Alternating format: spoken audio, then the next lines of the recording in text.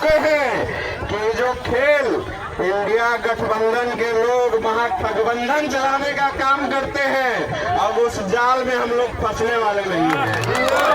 एक बार और सर, एक बार और रिपीट कीजिए। एक बार समझना पड़ेगा कि आज आजादी के 8वें दशक में 80 सालों से इंडिया गठबंधन वाले जो हम लोगों को बीजेपी का डर दिखा दिखा करके सत्ता की मलाई चापते रहे हैं, अब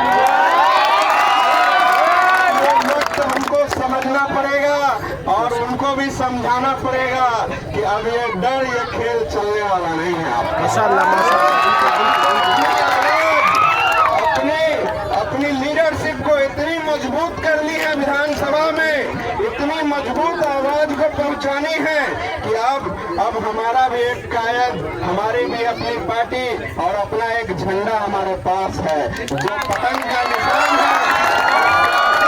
हम लोगों को खुद को आजाद करना पड़ेगा, पतंग को इतना मजबूत करना पड़ेगा, इतना ऊंचा उड़ाना पड़ेगा कि किसी की नजर भी नहीं पहुंच सके वहां तक।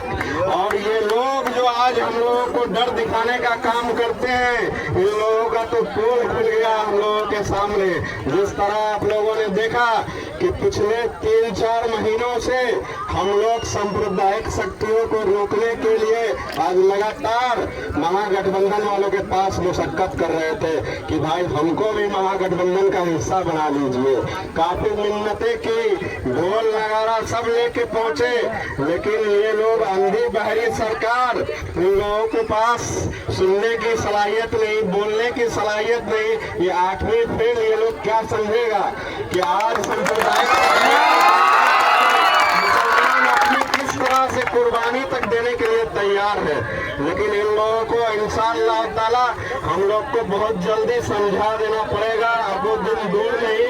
और ये लोग कहीं ना कहीं समझ भी रहे हैं इस बात को, बिल्कुल समझ रहे हैं। ये तो वो लोग हैं कि 2005 में रामविलास के जो एक ऑफर दिया था उन्होंने कि किसी मुसलमान को आप सरकार में जो है मुख्यमंत्री बना दीजिए, बेशक सरकार का सारा सिस्टम सत्ता अपने पास रखिए, लेकिन ये लोग तो ऐसे लोग हैं कि 2005 में भी बीजेपी की सरकार बनने दिया, लेकिन मुसलमान मुख्यमंत्री को बर्दाश्त करना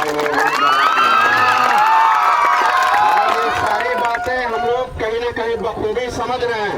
आज आप देखिए कि हम लोगों को बहुत बड़ी बड़ी बात नहीं करनी है, हम लोगों को तो अपने गांव, अपने प्रखंड, अपने जिला स्तर से एक बदलाव करना है।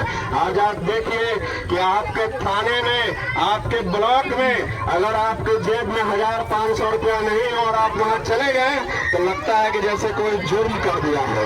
आज आप एक पासपोर्ट बनाते हैं, उसका फीस भरते हैं, उसके लिए चालान कटवाते हैं, लेकिन जब आप थाने पे पहुंचते हैं इंक्वायरी के नाम पे तो आपसे 1500 रुपया लिया जाता है कि नहीं?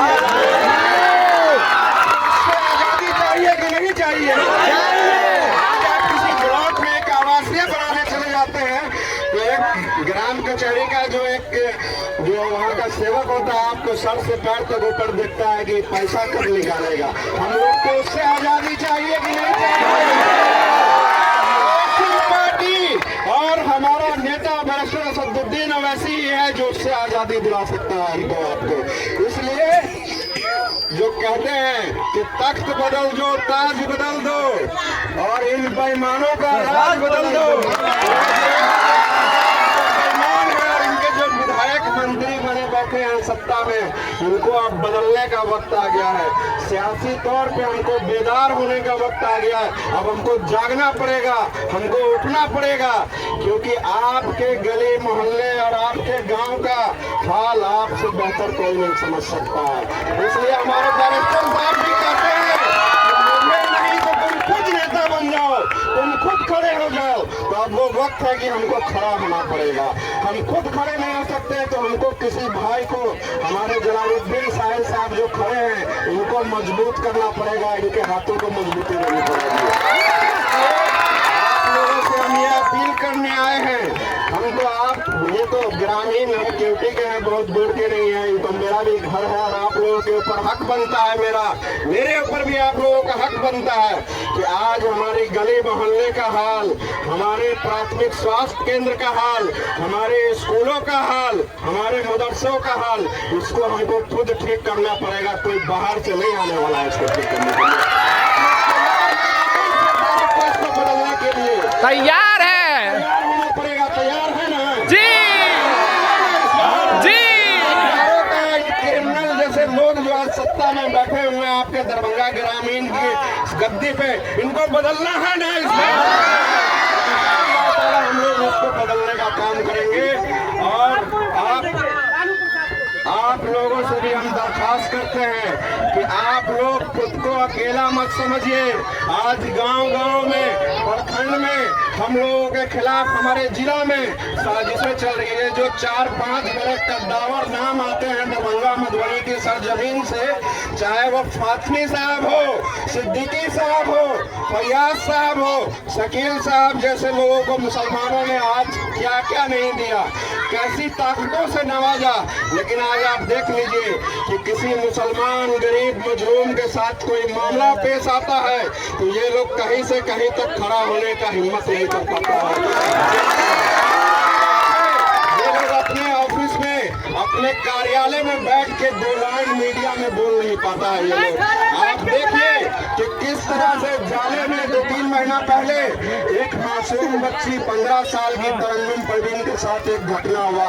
आप लोगों ने सोशल मीडिया में उसको देखा कि नहीं देखा? आज नामजद एफआईआर था, लेकिन आज तक उन दोनों के ऊपर कोई कार्रवाई नहीं हुई। यहाँ तक कि उन लोगों को सवाल करने के लिए डिटेन तक नहीं किया गया।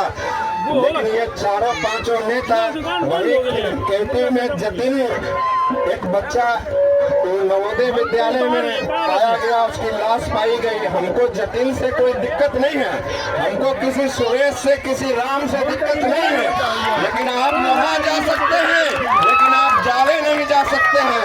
तो आपकी मानसिकता हम लोग बखूबी समझते हैं और इस बार इंशाअल्लाह ताला आपको भी उखाड़ के फेंकने का काम करेंगे। आज मुसलमानों के साथ किसी थाने पे, किसी ब्लॉक में, किसी जिला में कहीं भी कोई मामला हो जाए तो हम लोग 100-200 की तादाद में वहां पहुंच जाए कि अंदर बैठा अधिकारी का भी सांस रुक जाए। हम इसको अब इग्नोर नहीं कर सकते हैं। इसलिए आप देखिए कि जाले तबस्सुम